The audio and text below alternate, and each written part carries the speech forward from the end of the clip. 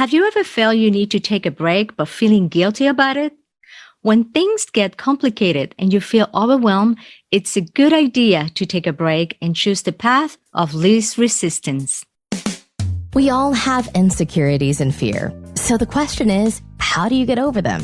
It's time to explore and identify what's holding you back from your greatest potential. On this podcast, your host, Iris Janet, shows you how to use NLP, meditation, and energy to move past your obstacles. This is podcast number 29, The Need of Taking a Pause. Have you experienced your plate full of so many things to do and you're lacking motivation and inspiration? When things get complicated and you feel overwhelmed, it's a good idea to take a break and choose the path of least resistance. Hello, my friends. This is Iris Janet. Thank you to a great audience, and thank you for listening in. For those who are new here, welcome to Firefly by Iris Janet, a podcast with the intention to motivate, to inspire you, and to help you balance life to be happy and to help you bring your greatest potential. Today, I return after a 4-week of break that I decided to take to organize my thought, to gain inspiration, and in some occasions, to just do nothing. So that is the subject of this podcast, and how Abraham Hicks called it, that I took the path of least resistance. So in the last 5 months, I have been working in resolving issues with the property that we have in Puerto Rico. So I traveled to Puerto Rico for a couple of months to resolve that issue.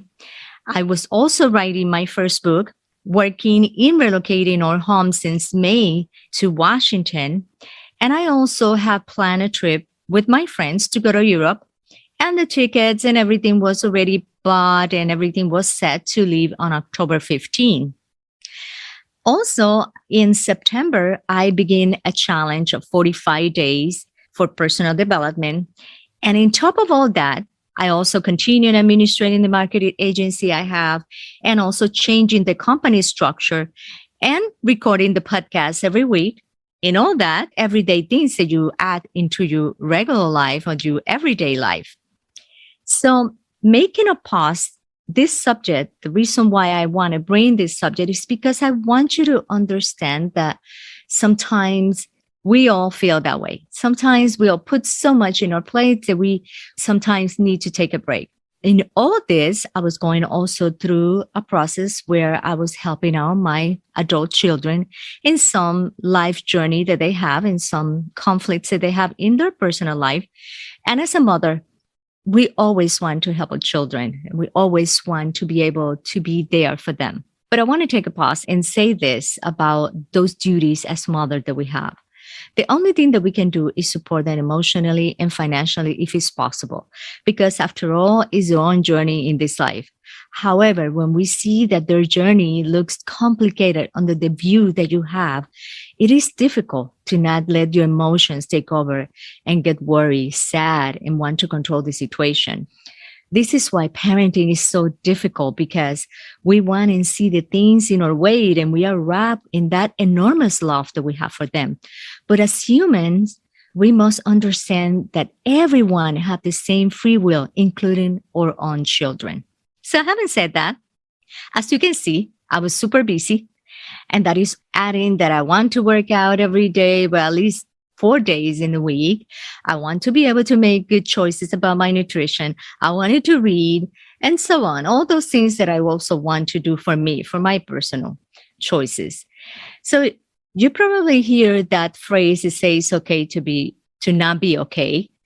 And that is easy to say, but it's not easy to do, especially when you are a high achiever and when you know that you have a lot of responsibilities under your shoulder. You're thinking, okay, wait a minute, it's not okay to not be okay. I have to take control of all these things. So when I put on my list all those things that I mentioned to you, and I was so sure that I could complete them and that I was going to be okay, I did not count with these words, with the words of stress, with the words of frustration, or I should say with the feelings of stress, frustration, unsatisfaction, overwhelm, and all kinds of low vibration feelings and emotions that we sometimes experience. And in those feelings, there's no alignment. In those feelings, I cannot allow myself to create and to have a wonderful experience in life. Like Abraham Hicks said, I took the path of least resistance. Previous to that, I was starting to question it on my own self. What was wrong with me? Why I'm forgetting the important things about me? Why I was forgetting about meetings? Why I didn't get inspired and feel passion about all the things that I was doing, because it was super exciting. When I put all these things in my goal list, writing the book, recording a podcast every week, traveling to Puerto Rico, traveling to Europe, it was super exciting. When I make all those commitments to myself and to others, and with others, I was ready to do it. And it was super exciting. So that is because I split my attention into so many things. And I had so many goals, so many different goals. And I was not allowing to give all my full attention to one thing at a time. And a study have shown, I was looking and searching about the multitasking, I'm going to say disease that we have in our society nowadays. And studies have shown that multitasking creates stress, overwhelming feelings, and can hide your highest potential. So when we split our attention to one thing, from one thing and move to another, we create and we are less efficient. Another habit that we create when we're multitasking is to tend to lose attention to people and things. And a good example is when people are talking to us and we wander in our mind while they are talking, or we look at our phone while they are talking, or we are daydreaming. Same example, like when we have a mental conversation while in a meeting, or you are in church and if you go to church, when you are in these meetings where you came with all your intention to pay attention, to learn something, but you are daydreaming.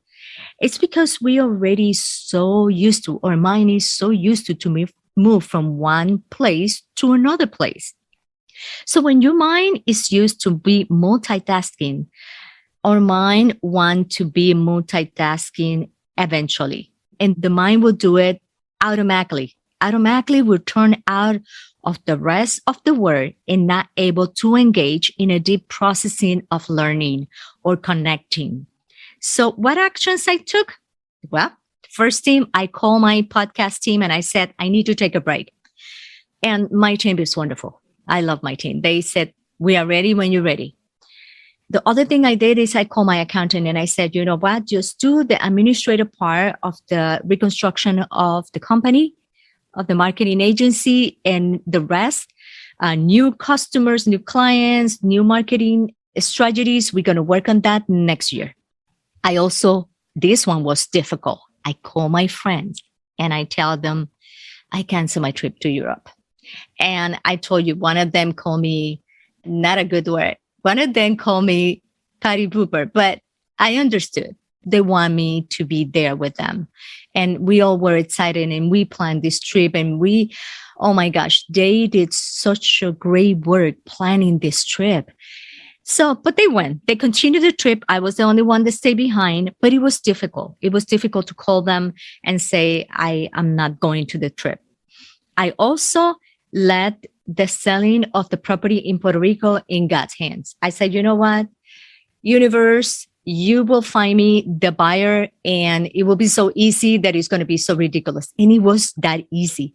I actually did not even use a realtor to sell the property. I found my buyer on the beach while I was walking, which was an old friend, an old neighbor. I also canceled all my social gathering while I was in Puerto Rico. And you wonder why I did that, because it may look like a path of least resistance because it's something fun to do. But I found myself sometimes that when I'm not in a higher vibration mode, I cannot offer attention or patience to others. So sometimes it's difficult to find positive conversation when it seems nowadays that all humans are trapped into the latest terrible episode that happened in the news or that they saw in the news, or worry about the latest conspiracy in our country or the latest corruption accusation. And I did not have patience to be involved in those type of subjects.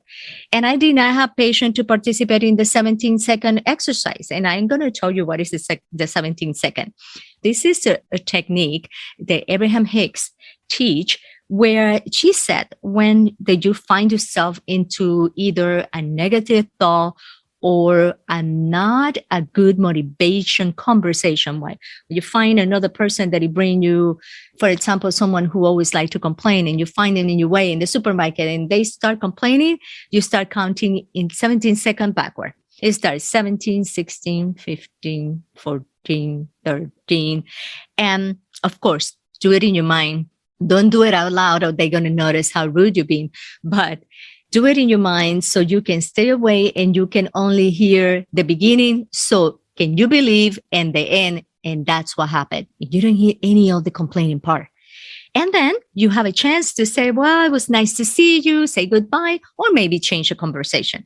So that's the 17 seconds. So at that moment, I was so overwhelmed that I didn't even have the patience to, or probably the consciousness to actually be sure that I was going to practice the 17 seconds. So I canceled all my social gathering because I was not in the mood to do anything of those things.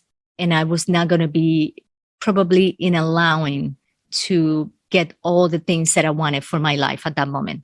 So I decided I needed to sit down and finish my book. I needed to enjoy the island, the beautiful weather that is in Puerto Rico, enjoy the beautiful pool that we had in the house. I put the clock for 6:30 in the morning, even if I didn't have to get up early because I didn't have much to do, but I didn't want it to do much. That's actually what I should say. And I start enjoying the birds. And it was beautiful birds. It came like maybe 10 birds around in the pool in the morning, singing and flying all around. I was amazed every morning with the sunrise. I let the day surprise me with whatever it was coming, which it was a wonderful experience because one day it was a rainy morning and another day was a sunny, beautiful morning. I stopped working and I stopped worrying about bills and that I have to do this and that. If the house gets sold or not, I was not worried anymore. And I also did one interesting thing. I changed my sorry, I'm sorry for thank you. I stopped saying, I'm sorry that I'm not going to be in your party. I'm sorry that I'm not going to the trip. No, I changed that. And actually, when I call my friend, I say, hey, I want you to know that I thank you for the opportunity that you guys give me to go with you guys in the trip. I thank you for you understanding my situation at this moment, but I'm not going to the trip. I didn't say I'm sorry. I did not say I'm sorry to the people that invited me for their birthday party and I couldn't go. I said, oh, I didn't want to go. I said, thank you for the invitation. I'm not going to be present that day. And one of the most interesting things is that then I started reading the book of Mel Robbins, The Habit of High Five. And she actually mentioned that technique to change the I'm sorry for thank you. Like if you're going to be late or if you are late into a meeting, just say, when you show there, you say, thank you for your patience with me. Thank you for wait for me. Instead of starting to say, I'm sorry that I'm late. Oh, I'm sorry that I was not on time. I begin to think that when we say I'm sorry, we are probably admitting and reinforcing that we are wrong. And now I know that I have to be realistic with sometimes when I don't do things or when I don't want to do those things, it's because that's the best for me. It's not because I'm doing for the best of others. I'm doing it for the best of me. And that is okay. And that is where that phrase, that is okay not to be okay, that I was mentioning in the beginning, that we need to understand it's okay that I do not want to get into any social gathering. I don't have to apologize for that. So apologizing and changing the word of I'm sorry for thank you, it helped me a lot. I was beginning to be nicer to myself. And I understood that I was going through a moment of reflection and reevaluation to get to know my limits and what and how to make my goal list. Now I know that I have to be realistic and make a list that is easy on me and on my resources, not create a goal list of wonderful things, but that it will be overwhelming for me. And this is why I was taking a pause and a break to help me, because it's about frequency and momentum. And the frequency of fear and despair is a low vibration. And whatever momentum is faster is the one that will predominate in the conversation or in your emotions. So if I stay in the feeling of fear that I was not going to go and sell my house, or that I was in the disparity that I was not going to finish my book, and not in the happy mood, not with passion or joy, if I do not have passion, optimistic joy, and I take those momentum of disparity and sadness and fear and worry, that is the momentum and that is the emotion that is going to predominate in my day. And I will not be able to create nothing out of despair. I create in the mode of joy and happiness. The art of allowance is basically when you are running into who you really are, versus the art of resistance is you holding yourself from who you really are. So taking a break or just do nothing is the art of least resistance. It's like when you forget the name of that song that you're trying to remember, but then you let it go and then you remember. Or you're trying to remember the name of someone and you can remember, but then when you let it go, then the name come to you, to your mind. That's because you letting go things and not try to control, but letting your inner self find the answer. Humans have a problem with the path of this resistance, like Abraham Hicks said, because they think that is the lazy, easy way of things. But this is life. And life is not supposed to be stressful or complicated. It's supposed to be fun and happy. So we humans think that it's more virtue and more value when we do things in the hard way. And when we complicate things, oh, if you work hard, oh, that's when you're going to get the things that you want. And isn't it the way? The path of least resistance is the path that always guides you to what you want. Is joy, good, enjoyment, serenity, passion, happy. That's who you really are. And that's the state of creating. We create when we are in those good vibrations. So why we want it the hard way? Why the difficult way? Why to make more adventures? But there's a lot of adventures in the good way. You know, there's a lot of adventures in the path of the resistance because it's more potential. There's more potential to inspire you to all what you want. So if I am asking for motivation, for expansion, for humor, for uplifting, for good, the universe will do everything that I want, and not only one thing. It will not only concentrate in me doing the book. The universe will align everything. And he knows all those other things that I want. He knows also that I want to have relationship with my family, that I want to get inspired to record my podcast, that I also want to have a healthy body. And there is a lot of other things in my life that I want to manifest. So once I tune to this frequency of happiness, I will be able to create all the other and enjoy all the others. That is when we enter in the receiving mode to receive all we want in our life. We become more perceptive and more in the presence to feel all. It's kind of like when we experience you are doing something, like let's say you clean the house and you stop cleaning just because you want to go and turn on the radio in the station that you want to listen. Or when you stop doing something to find that favorite song in your playlist and you want to have that feeling of listening to that playlist. So it's the same thing when you stop and taking a break, you need to stop to tune into your favorite radio station of feelings. You need to tune into your favorite music, the one that you want to feel, the good vibration that you want in order to continue creating and feeling satisfaction. Because nothing can be created in the resistant mode. Everything we want is in the path of least resistance, where you find joy, happiness, satisfaction, and peace. So when we need to take a pause, it's a good thing. Stay away if you have to from situations or people that do not allow you to take the path of least resistance. Tune to yourself, to the frequency that is you, and then everything will attract to the frequency that you want. Thank you for listening. And don't forget to follow me on Instagram at Firefly_IJ and on Facebook at Firefly by Iris Janet. Also, if you want to share this podcast with someone who you think it will be inspired, don't forget to share the link. Go to www.fireflybyIrisJanet.com and you can find all the podcasts. Emit your light and attract all your desires.